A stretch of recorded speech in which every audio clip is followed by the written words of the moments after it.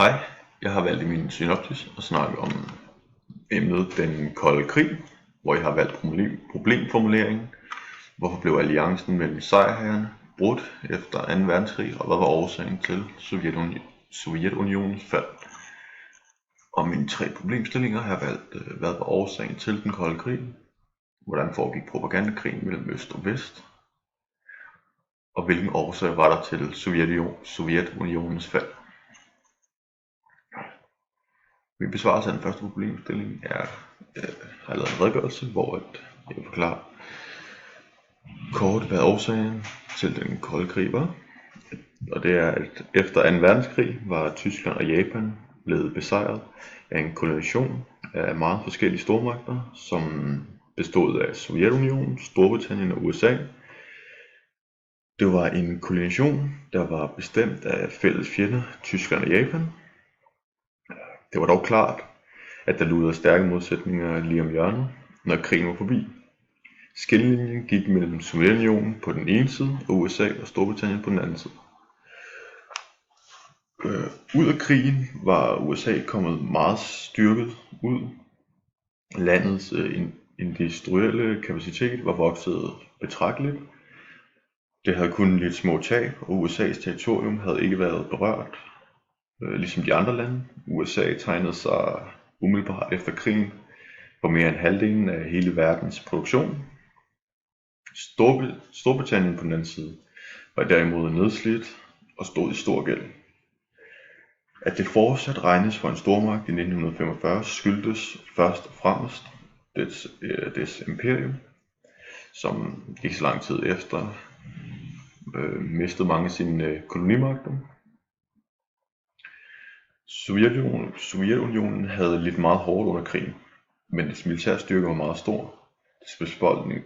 Dets befolkningsmæssige ressourcer var vældige, og dets diktatoriske politiske system gjorde det muligt for styret at mobilisere landets ressourcer fuldt ud. Der har været anskuet forskellige årsager til modsætningsforholdene mellem Sovjetunionen, USA og Storbritannien, som medvirkede til bruddet mellem dem. Et var, at der havde været traditionel rivalisering mellem stater om magt og indflydelse. Central- og Østeuropa havde været domineret af Tyskland, og med Tysklands sammenbrud opstod der et magttomrum, som skulle fyldes ud. Storbritanniens premierminister Winston Churchill søgte i 1944 at nå en aftale med Josef Stalin, den sovjetiske leder, om afgrænsningen af Sovjetunionen og Storbritanniens indflydelsessfære på Balkan. Det var magt- og interessepolitik efter gammel model. Det stod ret hurtigt klart, at efter krigens afslutning viste det sig, at Storbritannien ikke havde kræfter til at fastholde sit dominerende indflydelse i det østlige Middelhav. Så der opstod et tomrum. Et magttomrum, som derefter blev udfyldt af USA. Det var altså USA og Sovjetunionen, der kom til at stå som de alt dominerende stormagter. USA tog i teorien afstand fra den gammeldags magt- og interessesfærepolitik, der skulle være i deres synsvinkel skulle der være fri adgang for alle stater til på lige vilkår at dyrke økonomisk og politisk forbindelser hvor som helst. Det princip ville selvfølgelig, hvis det blev gennemført, betyde, at USA's økonomiske styrke ville give det en vældig dominans. Set fra sovjetisk side var det frygt for, at USA i kraft af sin enorme økonomiske styrke og sit monopol på atombomben skulle tiltage sig en slags verdensdominans. Et andet aspekt af modsætningsforholdene var forskellene i det samfundsøkonomiske system. USA og Storbritannien var kapitalistiske samfund med i princippet fri markedsøkonomi og privat ejendomsret til produktionsmidler, mens Sovjetunionen var et planøkonomisk samfund med alle produktionsmidler ejet af staten. Men der var også modsætninger med hensyn til det politiske system og det ideologiske. USA og Storbritannien var demokratiske flerpartisystemer, mens Sovjetunionen var et kommunistisk etpartisystem, og en central antagelse i den kommunistiske ideologi var jo, at der bestod et grundlæggende modsætningsforhold mellem kapitalisme og kommunismen, mellem den kommunistiske stat og de kapitalistiske og de imperialistiske stater. Noget kommunister troede på var, at med tiden ville hele verden blive kommunistisk, så derfor så var målet altså at udbrede det kommunistiske samfundssystem til resten af verden. Så mens russerne frygtede et amerikansk verdensherredømme her nu, frygtede amerikanerne et sovjetisk kommunistisk verdensherredømme på lang sigt. Min nummer 2 her er, hvordan foregik propagandakrigen mellem øst og vest. Der var det tydeligt at se, at hver sin side gjorde sit for at øge indflydelsen i andre stater, så de ikke røg i armene på modstanderne. I præsident Trumans tale til den amerikanske kongres gør han medlemmerne opmærksom på,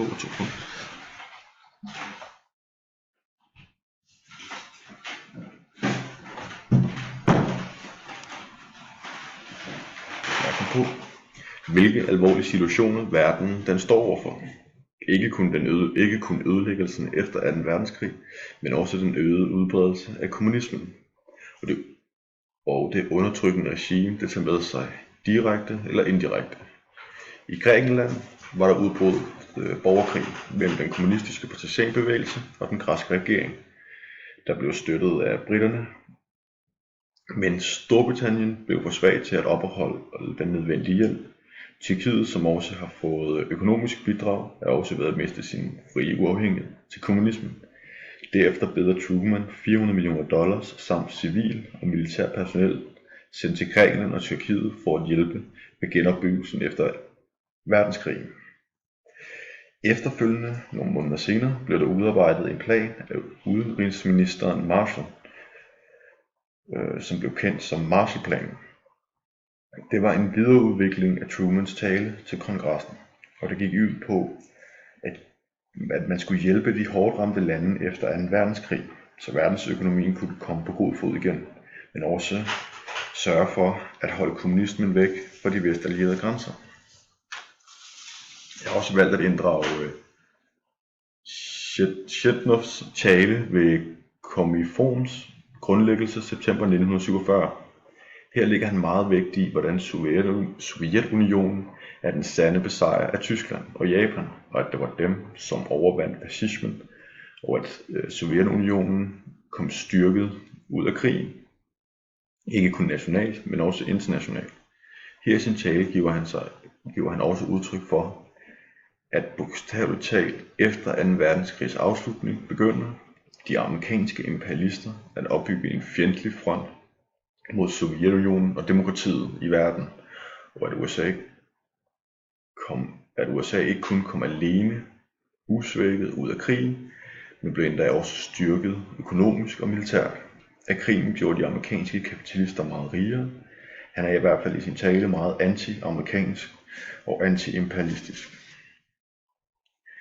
Det er sjovt, når man læser de 3 tekster og ser, at Trumans tale og Marshalls tale er meget antisovjetisk.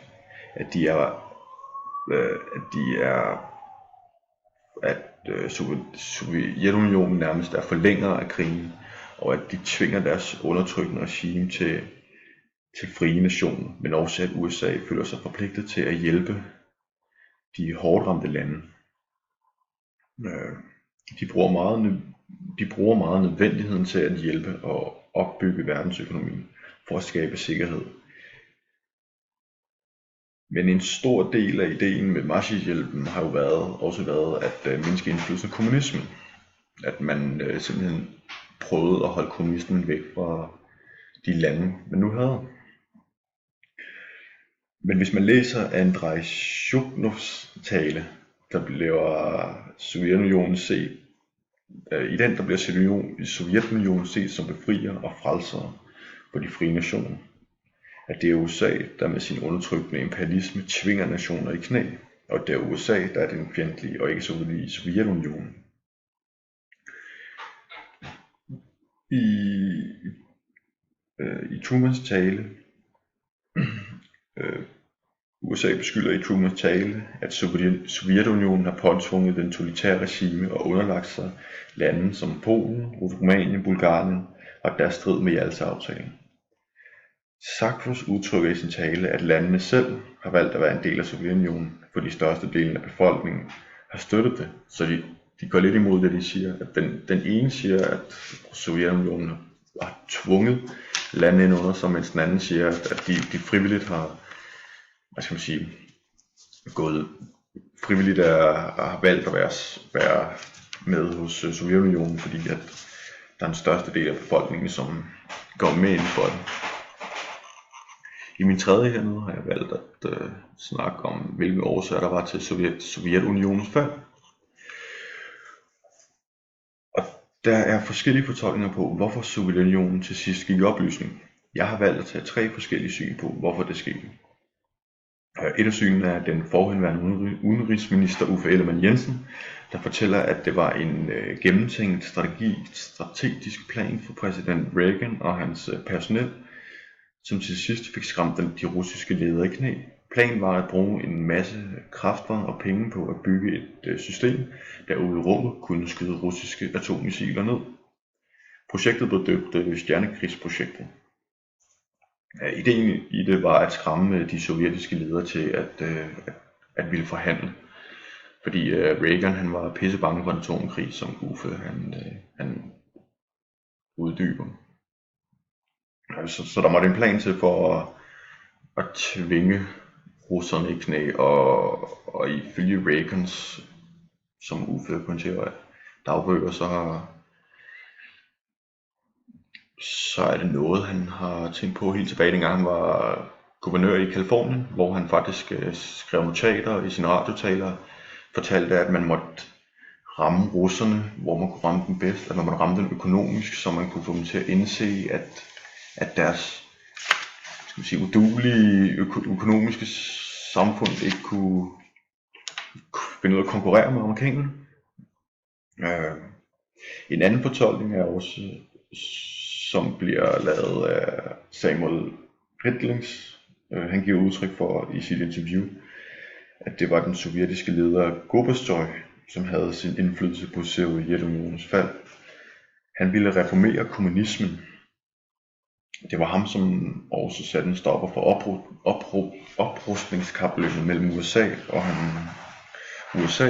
og han trak sovjetiske tropper ud af Afghanistan. Den tredje synspunkt på Sovjetunionens fald er Paul Williams.